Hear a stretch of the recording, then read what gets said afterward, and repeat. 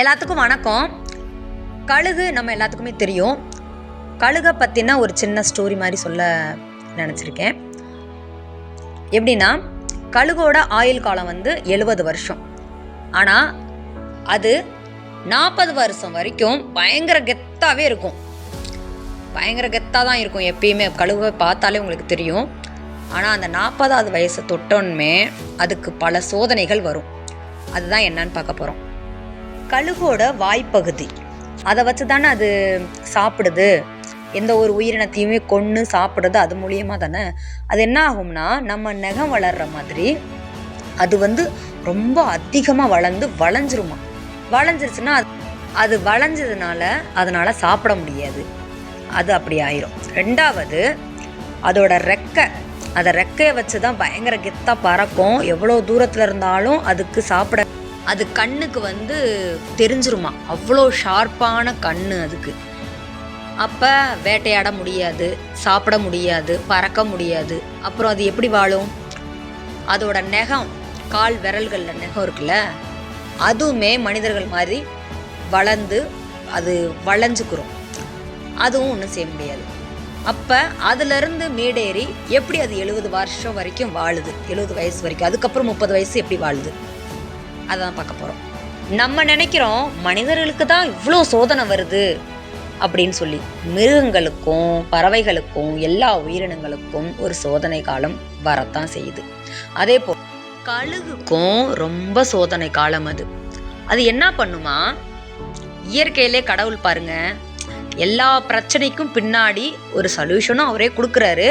அதை நம்ம தான் தெரியாமல் ஐயோ பிரச்சனை பிரச்சனை பிரச்சனைன்னு சொல்லிகிட்டு இருக்கோம். அதுக்கு யாருமே சொல்லி கொடுக்கல. அது தானாகவே என்ன பண்ணுன்னா, ரெக்கைகள் நல்லா இருக்கிறப்பயே பறந்து போய் ஒரு மலையில் ஏறி உட்காந்துக்குருமா. அங்கே போய் உட்காந்துட்டு அதுக்கப்புறம் அதனால் பறக்கவே முடியாதுல்ல, அந்த இடத்துல போய் உட்காந்துக்குருமா. அதுக்கப்புறம் பறக்க முடியாது. அப்போ அங்கே அந்த பாறாங்கல்லில் அதனுடைய அந்த வாயை பயங்கர வேகமாக தட்டி தட்டி தட்டி அது உடைச்சிருமா. பாருங்க எவ்வளோ வலி இருக்கும் அது உடைக்கிறப்ப. ஆனால் இதுக்கு மேலே நம்மளால் வாழ முடியாது, இப்படி இருந்தால் தான் வாழ முடியும் அப்படின்னு அது மூளைக்கு அதுக்கு தெரியுது. அப்போ அதை ஃபுல்லாக உடைச்சிருமா. உடைச்சதுக்கப்புறம் கொஞ்சம் நாளையில் வளர ஆரம்பிச்சிரும்ல, அதுக்கப்புறம் கொஞ்சம் கொஞ்சமாக இறப்பிறக்கி உயிரை மட்டும் காப்பாற்றிக்கிட்டு இருக்குமா. அதுக்கப்புறம் ரெக்கைகள், அது ரெக்கை பெருசாக அதிகமாக வளர்ந்துட்டதுனால அதனால் பறக்க முடியாது. அந்த ரெக்கை ஃபுல்லாக ஒன்று அந்த வாயை வச்சு பிச்சு போட்டுருமா. அப்போ புதுசாக ரெக்கைகள் உருவாகும்ல, அதுக்கப்புறம் லைட்டாக பறக்க ஆரம்பிக்குது.